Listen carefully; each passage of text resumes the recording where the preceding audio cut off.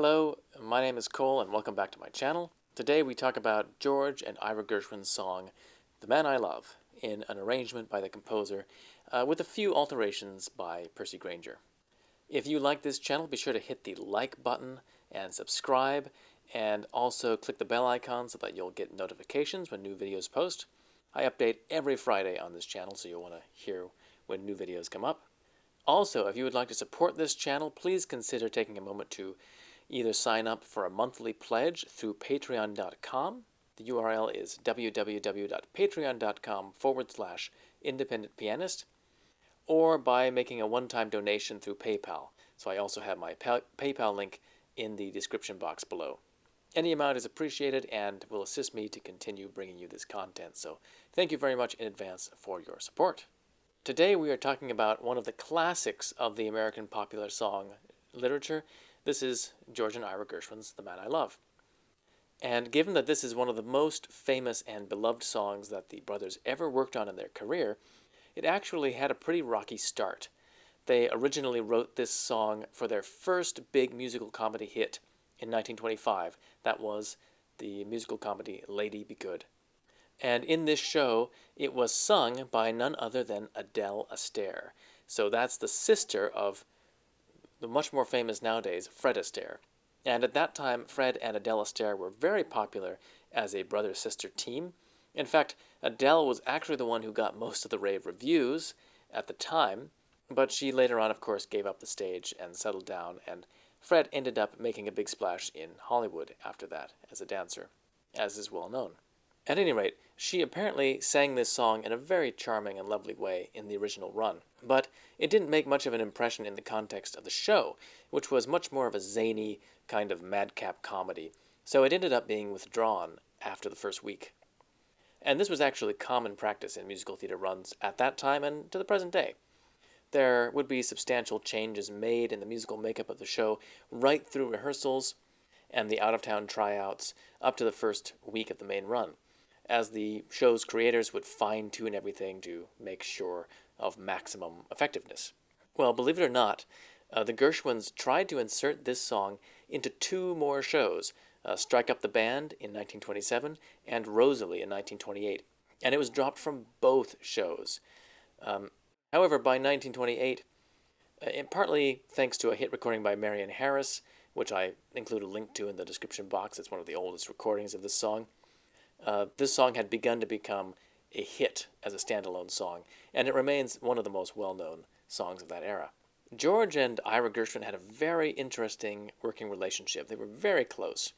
And contrary to the usual method of singer-songwriter duos, George almost always wrote the music first, although usually based on a title or idea from Ira, and then Ira would tailor the words to George's music, and they would go back and forth, changing a note here and a word there until they had something that they were happy with as a final product. In this case, George started out writing this famous melody for The Man I Love as the introductory verse section, so not the main tune at all. But then he couldn't think of a main chorus to complete the song, and Ira suggested that maybe it would actually be better to just use that as the main idea, which turned out to be a great thought. The arrangement here is largely the composer's own, with a few little extra touches that Percy Grainger put onto it. And the arrangement comes from a collection that Gershwin published in 1932 called The George Gershwin Songbook, which featured 18 songs, and in the book they alternate the original, simpler sheet music for the songs with the solo piano arrangements that Gershwin made himself, which were supposed to represent pretty much exactly how Gershwin played them in theory.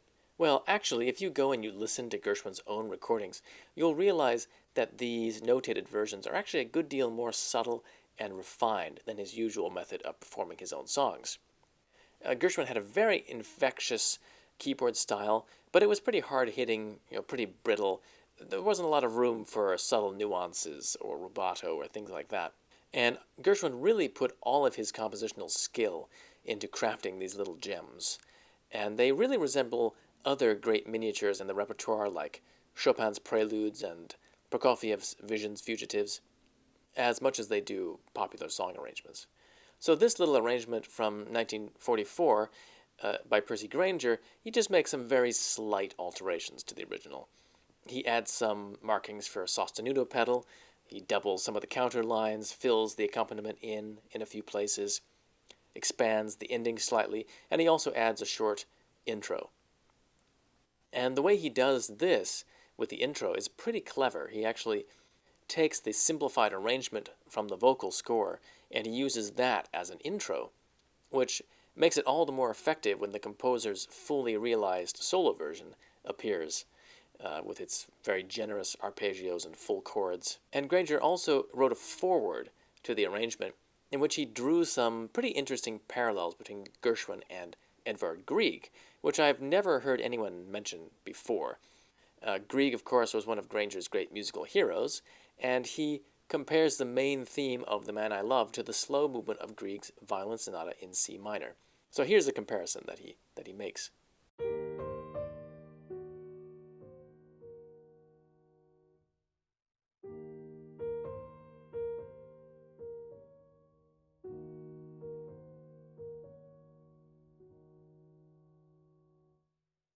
And I think this comparison could actually work, although it's a little bit tenuous. And the reason for that is that Grainger's quote from the Grieg doesn't actually appear like that in the original piece. He was probably remembering it and just writing it down, but I think he was thinking about this passage, actually.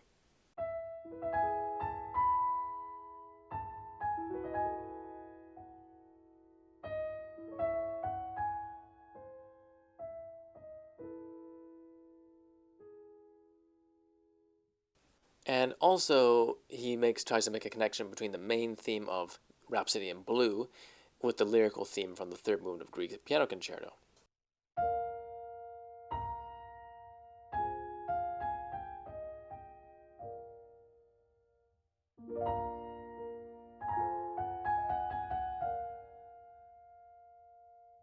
So this one seems a little bit more doubtful to me. So perhaps Grainger was just kind of seeing connections where there was none. It's hard to say. It is an interesting comparison to make, and certainly Gershwin did know Grieg's music, so it wouldn't be totally surprising if it had influenced him in some way. Nonetheless, the final result is a totally different mood and feel from Grieg's concerto. So another point, in the score, I write in Ira's lyrics as well. And Ira Gershwin was a great lyricist, really a genius, very clever and wonderful. But you have to keep in mind that his lyrics oftentimes show their age, much more than the music does, of course. And it's in fairly obvious ways. So the basic premise of this song is that there's this woman who's just kind of sitting around waiting for her Prince Charming to sweep her off her feet, basically. And I mean, it's expressed in a very beautiful way in Ira's words, but it's hardly a very progressive scenario. Still very delightful, and the music is so timeless and haunting that I think it definitely ennobles the overall sentiment and idea.